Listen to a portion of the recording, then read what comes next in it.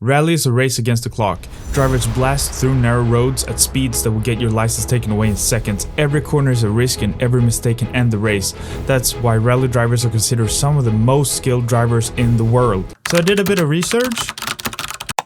Yeah, I can't afford that. I might be able to afford the next best thing.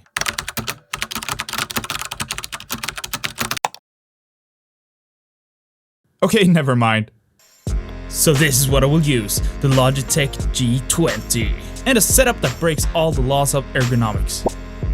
So for the next 7 days I tried to learn sim rallying in EA WRC. There's only one rule, I can only play for 1 hour a day because that's all the time that I have. And honestly, this challenge broke me.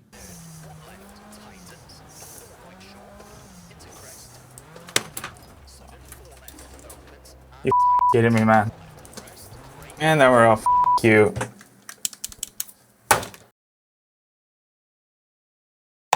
Initially, my goal was to be in the top 1000 of the drivers, but as you can see, that will not happen. So, I suited up for my first time on the stage. I don't know why, but I picked the boxing shoes because they look the most like rallying shoes. I picked a nice track that I think would be funny to test my skills on. And we're gonna try to reach the first 1000. Now, I am not a professional here, so let's just pick a cool car. Now, I know you should probably not start with a beast of a car, but you know me, I wanted to jump into the deep end directly, so I got ready full of energy from my second Red Bull and got on the stage. And well... I'm going so slow. Oh no, I stalled. Oh, what am I doing? This is not going well, guys. Oh, I stalled it as well. I think the tension on the wheel is a bit too heavy. It doesn't really seem to be too good here with the setup. And I keep stalling it. Oh my god.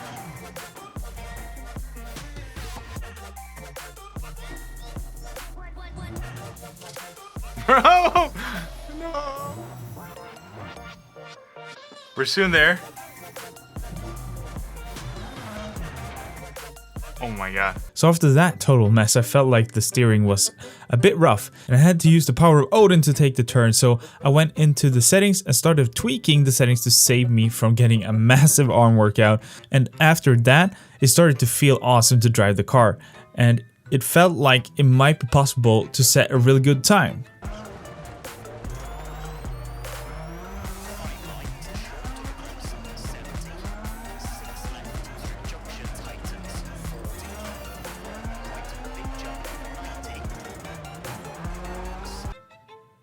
Okay, maybe not.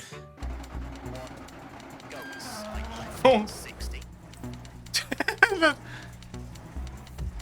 think we should just take it calm. Now the wheel feels a little bit better. Not staying third there. Oh! Gear shifter I built does not really work for this. Oh no, that's not good. Oh no, those don't go off track. Oh no. Get through this. Oh no, hairpin. Which one? That's the wrong way.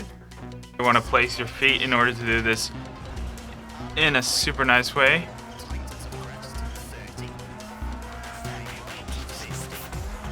Because you want to kind of engine brake a bit here, but it's not that tricky of a trial that you want to...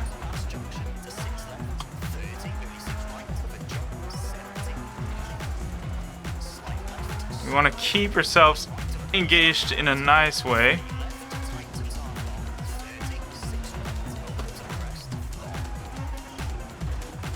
And not brake too much like that.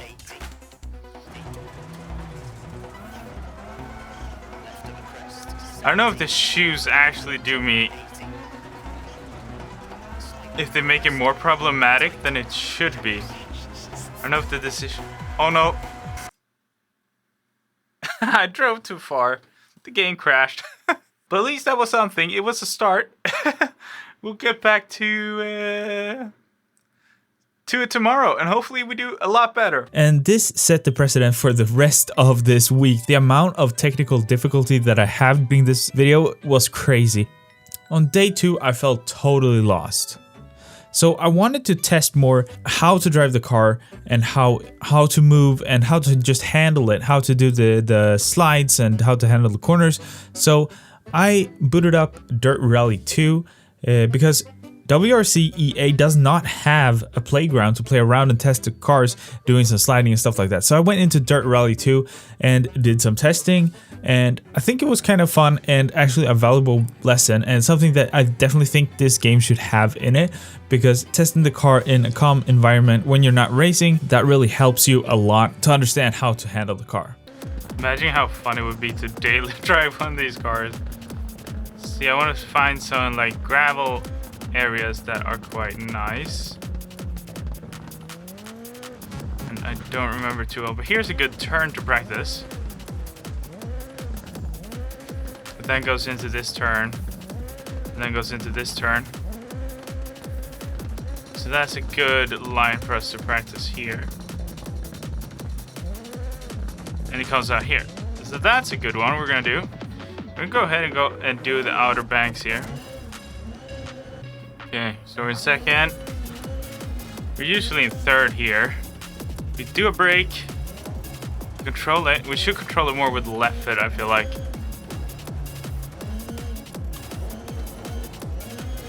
I think I slide quite too much. Here's definitely a second gear turn, but I feel like I slide way too much.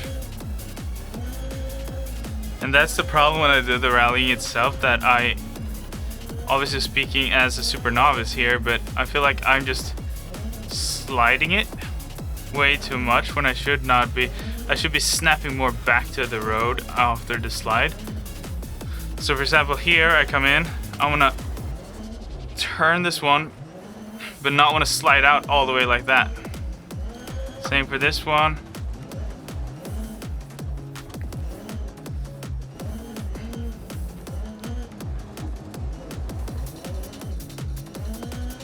On day 3, I booted up the game. Now apparently my facecam video file is corrupted, but I thought it would be a good idea to pick a single stage and stay with it to learn the stage. As of day 2, I turned off a lot of the HUD. I think this is really helpful, as having a bunch of things popping up on the display makes you lose the focus needed to be effective on the track. With the HUD off, I can finally listen to my co-driver's instructions. But finally, I completed the full stage, giving me the time of 17 minutes and 54 seconds with a penalty of 2 minutes and 28 seconds, giving me the respectable position of 4,991th place. By day 4 and 5, I stopped trying to learn the whole stage at once. Instead, I focused on mastering just one section at a time, because I thought if I could break the stage into smaller pieces, maybe I could actually make some progress. That plan was working until the rage kicked in. Now I have to explain. I have two things working against me whenever I play games for a long time. I'm a type 1 diabetic. This tiny room gets ridiculously hot, and the heat tends to send my blood sugar up. When my blood sugar is high, my patience disappears incredibly fast. So after crashing over and over again, let's just say I wasn't exactly in the best mood.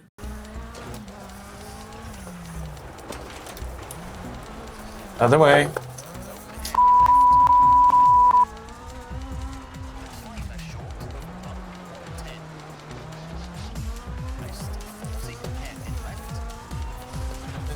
Fight everything here. Go on, turn. So I keep hitting the brake.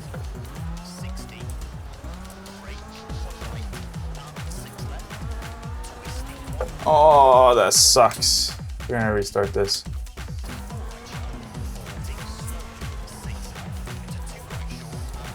And we're up, we're up, we're up, we're up. We can save it. No, idiot.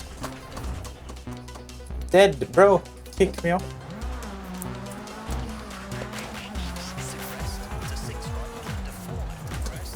And then we're off.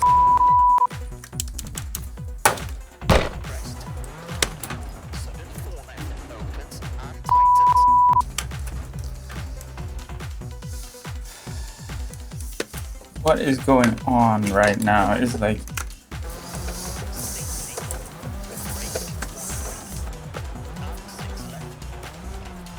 Oh no. This game, guys. This. By day 6, I gave up trying to be fast. Instead, I focused on one thing. Just get to the finish line. I also ditched the shoes. The pedals were so close together that driving barefoot actually gave me much more control. And for the first time all week, everything started to click.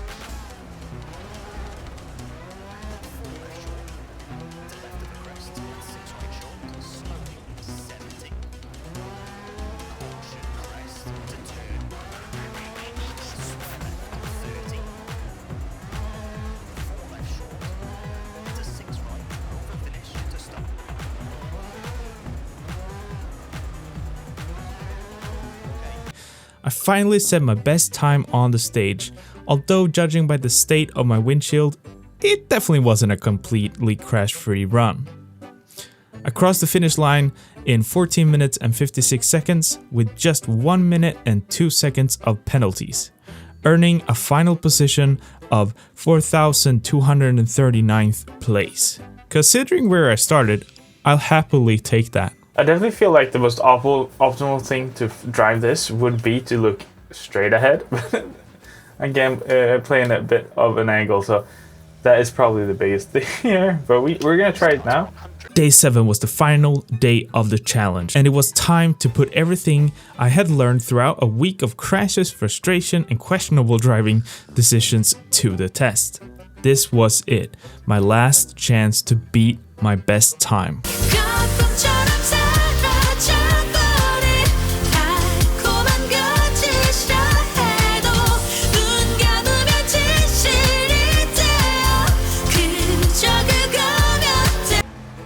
And honestly, things were going great. I felt confident throughout the corners, the car felt planted, and for the first time all week I actually felt fast. We didn't lose our hood until now. The most annoying part to lose your hood is at this part of the freaking lap.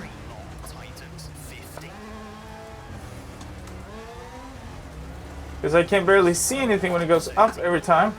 We hit gas. But as I approached the finish line, I realized I was slightly behind my best run.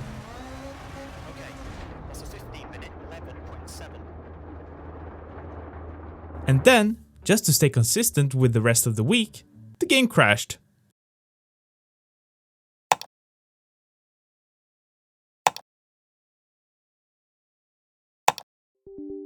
So what did I learn? First, sim racing is a lot more difficult than it looks. The best drivers makes it seem effortless, but trying it yourself is a completely different story. Second, sim racing is ridiculously fun. Even after all the crashes, technical problems, and moments where I considered launching the steering wheel into orbit, I kept coming back for another run. And finally, if there are any WRC teams out there looking for their next driver, you can contact me at iwillcrashyourcar.com. If you got an idea for another challenge, let me know in the comments.